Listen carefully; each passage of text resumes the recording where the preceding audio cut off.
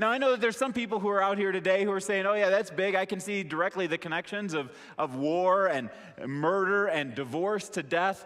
But the truth is, those are the big deal sins, and really, I'm not that bad. I mean, my sins are much more respectable sins.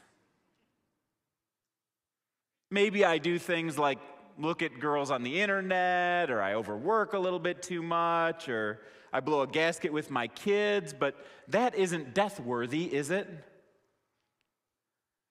Well, let's start from the other side of the coin. I mean, you may say, my looking at inappropriate websites is no big deal, but I want you to think more deeply about it. Because the woman on the other side of that screen is made in the image of God. And she's deeply loved and valued by him. Every time you make her the object of your lust, you degrade her. Many women who wind up online were manipulated against their will to be in that position. Some of them were kidnapped from other countries or bought from their parents. Some have been trapped in drug addictions and forced into this kind of behavior. Pornography, besides all that, is the key doorway into prostitution. And most of the human trafficking that happens in this world is deeply connected with the pornography and prostitution industry.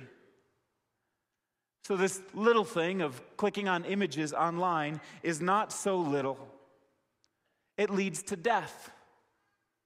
I mean, you could get rid of this entire industry if you just squash the demand. If people just weren't asking for it and willing to pay for it, it could be gone. But our behaviors lead to death, killing girls a little bit at a time, and killing your soul a little bit at a time as well. You know this is true. That's why you hide your tracks. This is why you hope you won't get caught, because you know that it is destructive. We'll take overworking as well. When you overwork, your family pays a price by your being gone, and not just a little price. When you abuse your finances, it can lead to bankruptcy, a financial death. When you lie, you create a world of mistrust between yourself and the person that you lie to, and it's a little bit of relational death. Stealing takes a person's stuff, but even more than that, it takes their dignity and their sense of security. Now, take all of this stuff from the internal world and consider the relational death and the end of friendships and physical death and relational death and spiritual death that results from it. All of these things result with sin as this ugly companion that leads you down the road towards that behavior. And you think about your own lives and you say, multiply out my wrong motives, my bad thoughts, my bad actions, my speech that hurts people, dozens of times a day, hundreds of times a day. Multiply that by 74.2 years and then 700 billion people, and you can see the cosmic size of this problem that we have created as humanity. It's an ugly mess.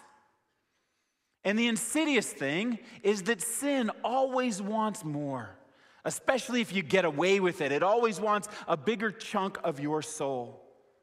It wants to sow destruction in your family and your business. It wants to break your back and jump on you.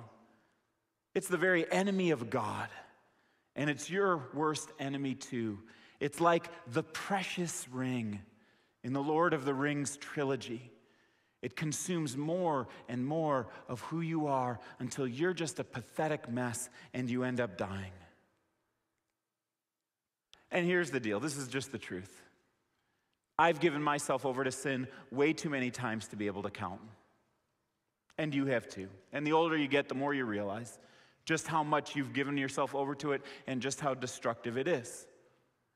We willingly give ourselves over to this force, and God hates it.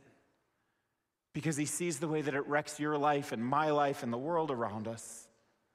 And he knows that the only just penalty when you have this magnitude and volume of sin and the greatness of God who's been offended by this magnitude and volume of sin, the only just penalty is death. Somebody has got to pay the price for all of this wrongdoing. It only makes sense, and that's the problem. That's the problem. So at this place in the message, we should be asking, wow, where in the world is a solution going to come from? Well, that question, That is the crux of everything.